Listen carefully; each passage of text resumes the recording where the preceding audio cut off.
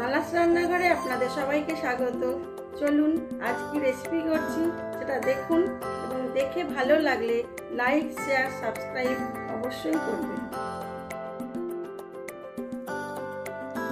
আমার আম গাছের আম দেখাচ্ছি, আর আম কেন দেখাচ্ছি বুঝতেই পারছেন। আজ আমি আম দিয়ে একটি রেসিপি বানাবো, চলুন সেটাই আপনাদের সাথে শেয়ার করব।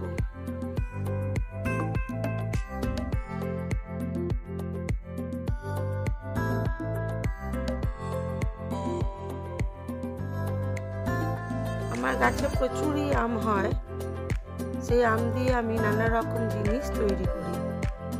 এবছরও সেই রকমই করেছি। গাছের আমগুলো খুবই মিষ্টি, সব রকম জাতের আম আছে। চলুন আজ আমি আম দিয়ে বানাবো কেক।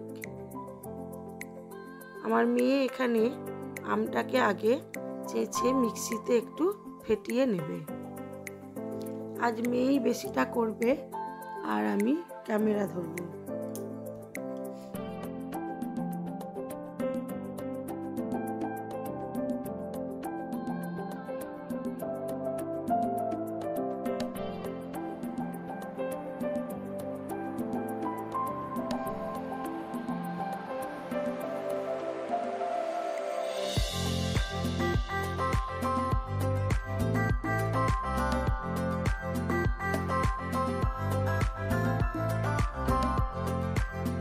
আমটাকে ঘুরিয়ে ময়দার মধ্যে নিয়ে নিয়েছি, এবারে চিনিটাকেও ঘুরিয়ে নেব।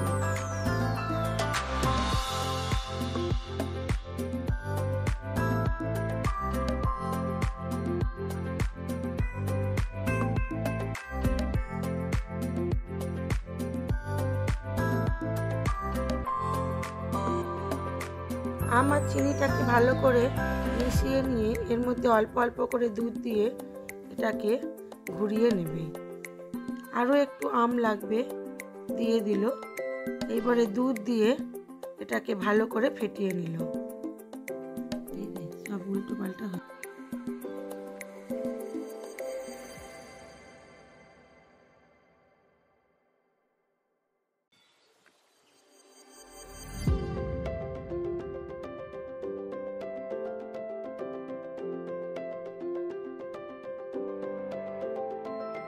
গুঁড়ো চিনি আম দিয়ে ভালো করে মিশিয়ে নিয়ে আরও একটু আম লাগলো, সেটা দিয়ে দিল। এবারে এটাকে দুধ দিয়ে দিয়ে ভালো করে মেশাতে থাকবে।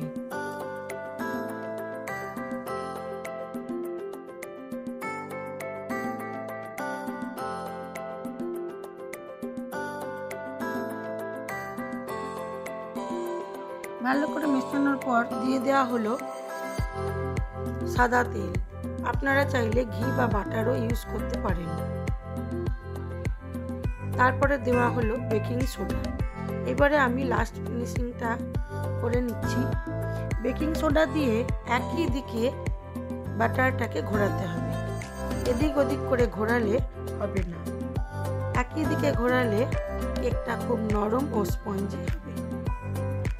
তারপরে আমি কড়ার মধ্যে বালি দিয়ে দিয়েছি, দিয়ে একটা বাটি দিয়ে দিয়েছি, তার মধ্যে ঘি মাখিয়ে নিয়েছি, দিয়ে সেটাকে আমি একটু প্রিহিট করে দিয়েছি।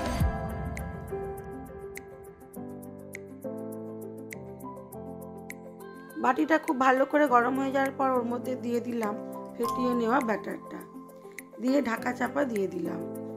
খুব সুন্দর ফুলছে। এটাকে আমি একেবারে কম আঁচে বেশ কিছুক্ষণ হতে দেব। তারপরে একটা কিছু দিয়ে দেখবো কেকটা হয়েছে কিনা। যদি কেকটা কাঠির গায়ে না লাগে তাহলে জানবো হয়ে গেছে। হয়ে গেছে আমার কেকটা তৈরি, খুব সুন্দর খেতেও হয়েছিল।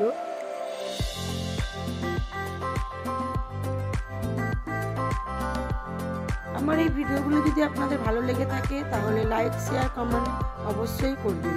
আর নতুন বন্ধু হয়ে থাকলে একটা সাবস্ক্রাইব করে দেবেন। সবাই ভালো থাকবেন, সুস্থ থাকবেন, নিজেদের খেয়াল রাখবেন।